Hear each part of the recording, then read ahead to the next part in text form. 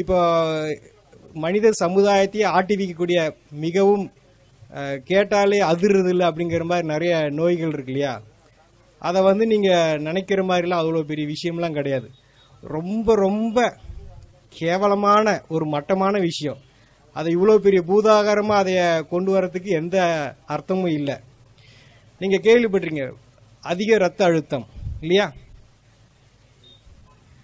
இப்போ இந்த அதிக ரத்த அழுத்தத்துக்கு பார்த்தீங்கன்னா ப்ரெஷருக்கு பல வருஷமும் மாத்திரை சாப்பிட்ருப்பாங்க. அப்போ இந்த ரத்த அழுத்தத்தை குணப்படுத்துவதற்கு ஏதாவது ஒரு முறை இருக்கா அப்படின்னா அது ஒரு மிகப்பெரிய ப்ராசஸ். நீங்கள் கேள்விப்பட்டிருக்க மாட்டீங்க, நம்ம அன்றாடம் பயன்படுத்தக்கூடிய வெண்டைக்காய் இருக்கு இல்லையா?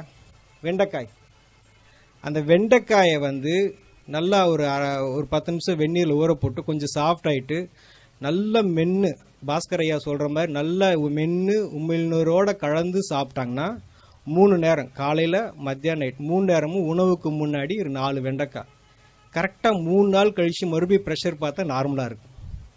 நார்மலாக இருக்குங்கிறது அவளுக்கு அந்த சிம்டம்ஸும் இருக்காது, நல்லா ஆகிடும்.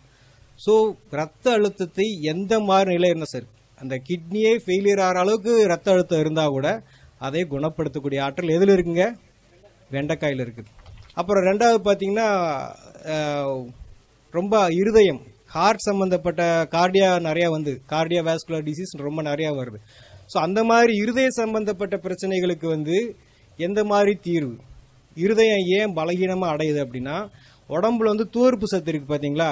அந்த துவர்ப்பு சத்து வந்து ரொம்ப கம்மியாக இருக்குது. அந்த துவர்ப்பு சத்து நம்ம சாப்பிட்றது ரொம்ப ரொம்ப குறைவு. அப்போ ரத்த குழாய்கள் நல்லா சுருங்கி விரியணும், ரத்தம் வெளியேற்றக்கூடிய இருதயம் நல்லா சுருங்கி விரியணும்னா அதுக்கு துவர்ப்பு நிறைய வேணும். துவர்ப்பை வந்து தனியாக சாப்பிட்றதுக்கு பதிலாக துவர்ப்பை வந்து உணவாக சாப்பிட்றது நல்லது.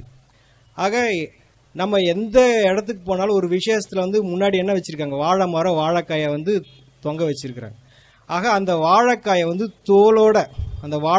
தோலோட மிக சன்னமாக கட் பண்ணி ஒன்று தேங்காய் எண்ணெய் அல்லது தேன் அல்லது சும்மாவே மென்று சாப்பிடலாம். அப்படி சாப்பிட்டாங்கன்னா அவங்களுக்கு இரத்த குழாய்கள் நல்லா சுருங்கி விரிஞ்சு இருதயம் நல்லா சுருங்கி விரிகிறப்போ அந்த பிளாக்ஸு, அது போக இந்த ஹார்ட் சம்பந்தப்பட்ட எஃபிஷியன்சி இப்போ 30-40% தான் இருக்குன்னு சொல்கிறாங்களே இருதயத்தினுடைய, அது எல்லாமே பார்த்தீங்கன்னா படிப்படியாக 2 வாரத்தில் 70-80 வந்து டச் பண்ணியிருக்கு. எதனால்? ஒரு வாழைக்காயினால். வாழைக்காயோடைய காஸ்ட் எவ்வளோ ஆகுதுங்க? ஒரு காய் வந்து 5 ரூபா. அப்படி இருக்கிறப்போ ஒரு 2 வாரத்தில் பார்த்தீங்கன்னா எந்த மருத்துவத்தினாலையும் கொடுக்க முடியாத ஆற்றலை வந்து அந்த வாழைக்காயால் கொடுக்க முடியும். அப்புறம் பார்த்தீங்கன்னா 3வது, இன்றைக்கி மிகவும் காஸ்ட்லியான ஒரு வியாதின்றது கேன்சர் இல்லையா? கேன்சரை வந்து ஏன் அந்த கேன்சர் வந்து உடம்புல இவ்வளோ தூரம் வருது அப்படின்னா நம்ம உடம்புல வந்து பாஸ்பரஸ்ன்னு சொல்லிட்டு ஒரு சத்து இருக்குது. அந்த பாஸ்பரஸ் வந்து சீக்கிரமாக உடம்பு விட்டு வெளியேறிடும். அது ஏன் வெளியேறுதுன்னா நம்ம சாப்பிட்ற எல்லாமே அசிடிக் ஃபுட், புளித்த உணவு எல்லாமே சமைச்சு நிறையா சாப்பிட்றதுனால உடம்புல இருக்கக்கூடிய பாஸ்பரஸ் வந்து வெளியேறிட்டே இருக்கும். அப்போ உடம்புக்கு எல்லாருமே வந்து அசிடிக் பாடியாக மாறிடுச்சு. அதை வந்து காரத்தன்மையும் சேர்த்து நியூட்ரலாக இருக்கணும். அது போல் நிலை வந்துருச்சு அப்படின்னா நமக்கு கேன்சர் வந்து வராது. அப்போ உடம்பை வந்து 2-3 நாளில் வந்து அந்த புளிப்புத்தன்மையிலிருந்து விடுவிச்சு நார்மலுக்கு கொண்டு வரணும்னா அதுக்கு கடவுள் படைச்சிருக்க காய்க்கு பேர் வந்து பூசணிக்காய். இந்த வெள்ளை பூசணிக்காயை அந்த தோலோட, அந்த மேல் தோல் இருக்கு இல்லைங்களா, அந்த தோலோட நல்லா மிக்சியில் போட்டு அரைச்சி அதை வடிகட்டி ஜூஸ் குடிக்க என்ன ஆகும்னா கொஞ்சம் கொஞ்சமாக அந்த கேன்சர் அல்சருங்கிறது என்ன ஆகுங்க, புண்ணு ஆற ஆரம்பிச்சிடும். அவங்க கேன்சர் வந்து வெளியில் வந்துடுவாங்க. வெளியில் வந்துக்கிட்டு இருக்கிறாங்க, வெளியில் நிறைய பேர் வந்திருக்காங்க. எதனாலிங்க? ஒரு வெள்ளை பூசணிக்காய். வெள்ளை பூசணிக்காய் எவ்வளோ இருக்குங்க? அதிகபட்சம் 10 ரூபாய்க்கு இருக்கும். அந்த பாட்டிலாம் உழவர் சந்தையில் உட்காந்துருப்பாங்க, பாவமாக இருக்கும், யாரும் சரியாக வாங்க மாட்டாங்க, மிச்சத்தை எரிச்சிட்டு எப்படி வேடிக்கை பார்த்துட்டு இருப்பாங்க. அவ்வளோ பெரிய ஆற்றல் வந்து வெள்ளை பூசணிக்காயில் இருக்குது.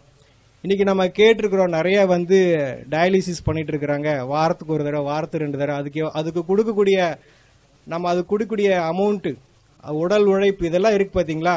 இந்த உடம்புல நீர் சரியாக பிரியவில்லை, உடம்புல இருக்கக்கூடிய நீர் சரியாக வெளியேறலை. அந்த ஒரு சூழ்நிலை, அது நெஞ்சில் இருக்கலாம், தலையில் இருக்கலாம், வயிற்றில் இருக்கலாம், காலில் இருக்கலாம், அத்தனை இடத்துல வந்து நீர் கோர்த்து இருக்கும். அந்த நீரை வெளியேற்றுவதற்கு உலகத்தில் கடவுள் படைச்சிருக்கிற காய் வந்து கத்திரிக்காய். கத்திரிக்காய் வந்து உடம்பில் இருக்கக்கூடிய எந்த மாதிரி ஒரு நீராக இருந்தாலும் வெளியேற்றிடும். அதை எப்படி பண்ணலான்னா ஒரு 2 கத்திரிக்காயை 2 தக்காளியை வந்து ஒரு அரை மணி நேரம் வெந்நீரில் ஊற வச்சுட்டு நல்லா மிக்சியில் அடித்து வடித்து ஜூஸை குடிக்க என்ன ஆகுனா சிறுநீர் பிரிய ஆரம்பிச்சிடும். ஸோ அவங்களுக்கு யூரிக் ஆசிடோ கிரியேட்டினோ எதுவாக இருந்தாலும் கொஞ்சம் கொஞ்சமாக வந்து ரிவர்ஸ் ஆகும்.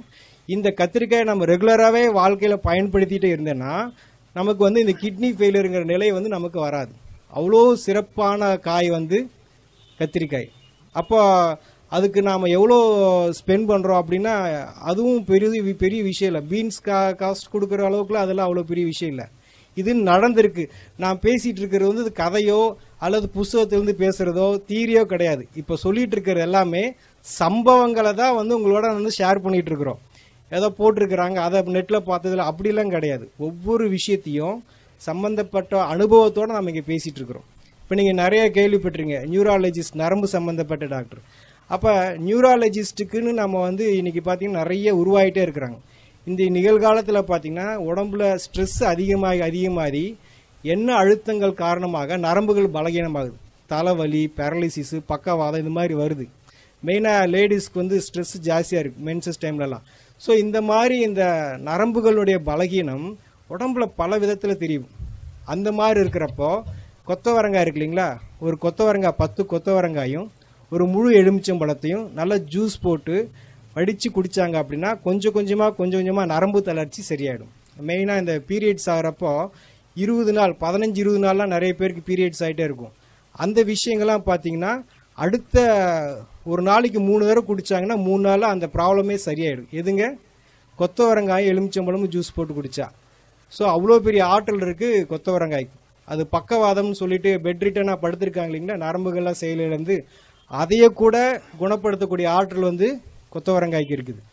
அப்புறம் பார்த்தீங்கன்னா நிறைய பேருக்கு தூக்கம் இல்லாமல் தவிக்கிறாங்க இல்லைங்களா, தூக்கம் இல்லாமல் நிறைய செடேஷன் டேப்லெட்ஸ்லாம் போட்டுக்கிறாங்க. அதுபோல் எந்த மாதிரி நிலையில் இருந்தால் கூட இந்த புடலங்காய் இருக்கு இல்லையா, புடலங்காயை வந்து விதையோட நல்லா மிக்சியில் போட்டு ஜூஸ் அடித்து அதை வடித்து கொடுக்கலாம், இல்லை அப்படியே குடிக்கலாம். அந்த மாதிரி இரவு சமயத்தில் குடிக்க என்ன ஆகுனா ஆட்டோமேட்டிக்காக மன அமைதியாகிடும்.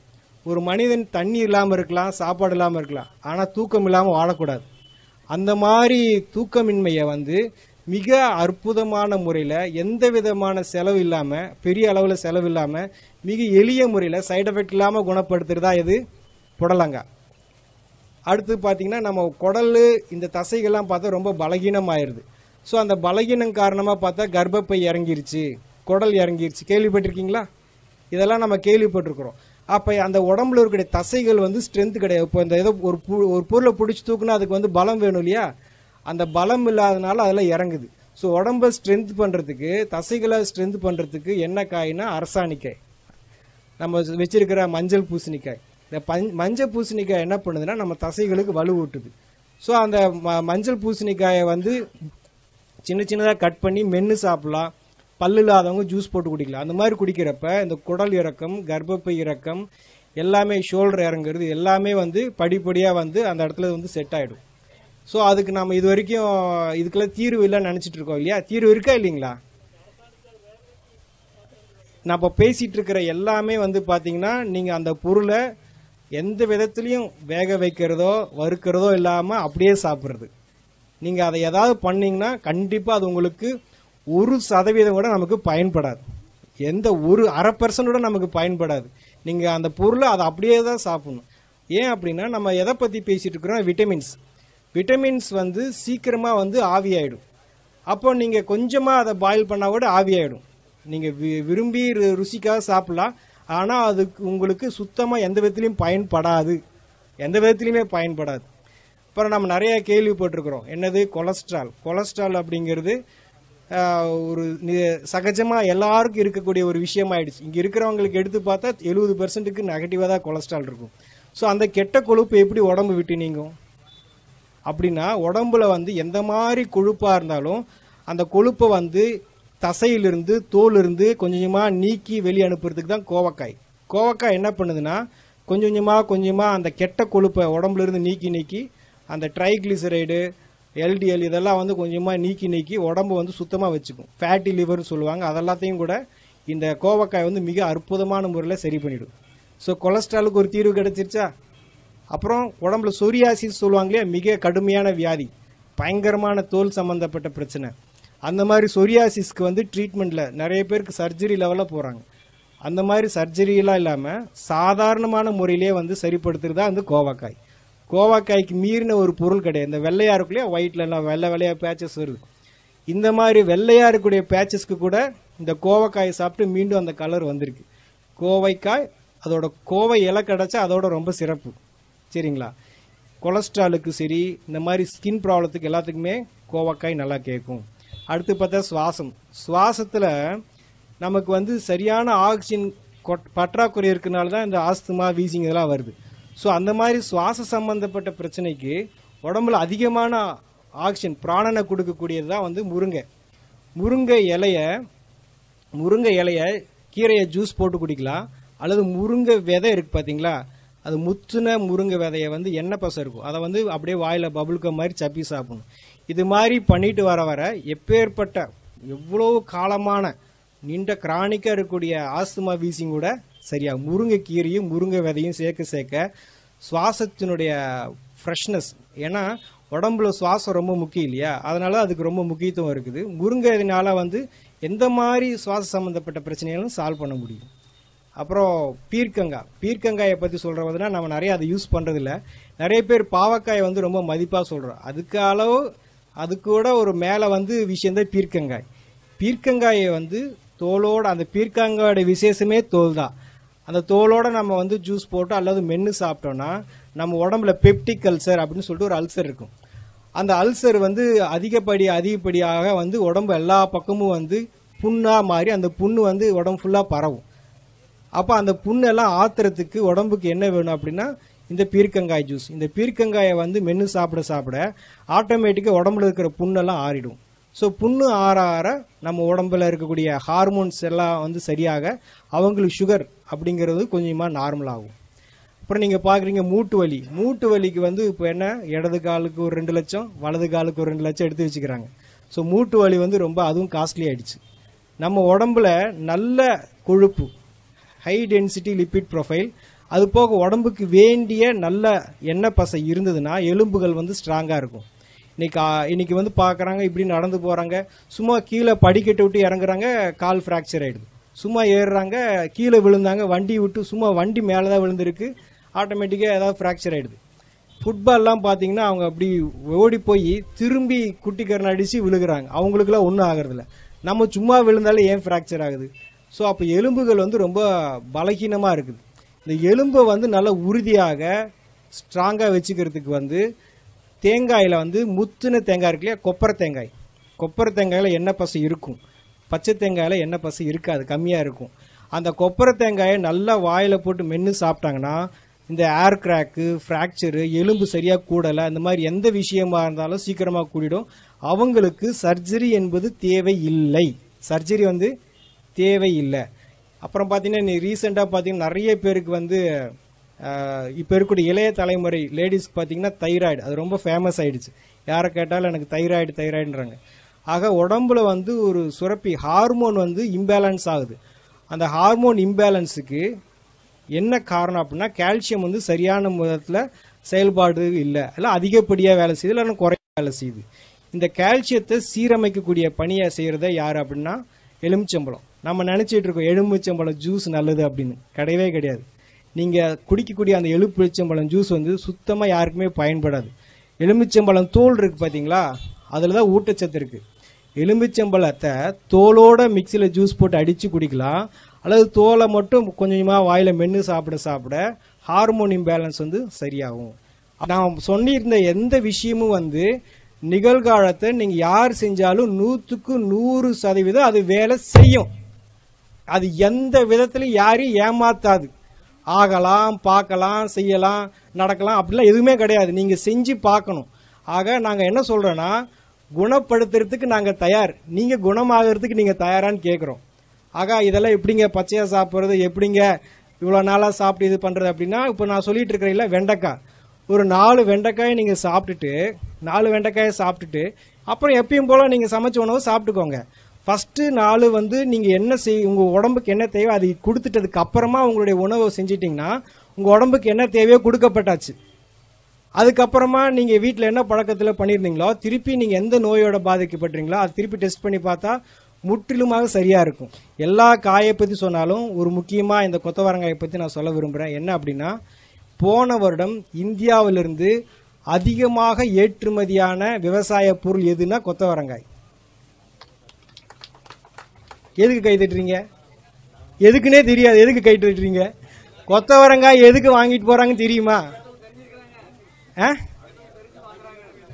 நம்ம வாங்கலன்னு தலை தான் குனியணும்.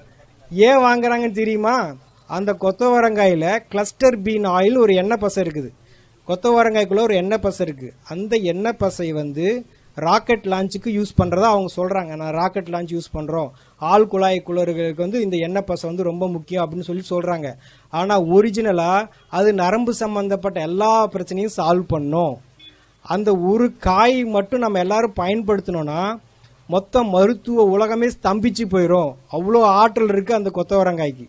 பீரியட்ஸ் ஆகிறப்போ, பீரியட்ஸ் ஆகிறதுக்கு 2 நாள் முன்னாடி, பீரியட்ஸ் ஆகிறதுக்கு பின்னாடி 2 நாள், 5 நாள் கண்டிப்பாக கொத்தவரங்காயை எலுமிச்சம்பழத்தோட ஜூஸ் போட்டு குடித்தாங்கன்னா அவங்களுக்கு இந்த மாதிரி யூட்ரஸ் ஃபைபார்டு, பிசிஓடி, எந்த பிரச்சனை, பெயின், பேக் பெயின், வயிற்று வலி, தலைவலி, தலை சுற்றுறது, எந்த இது இல்லாமல் சுமூகமாக அந்த நாட்களை எளிமையாக கடந்து போயிடுவாங்க.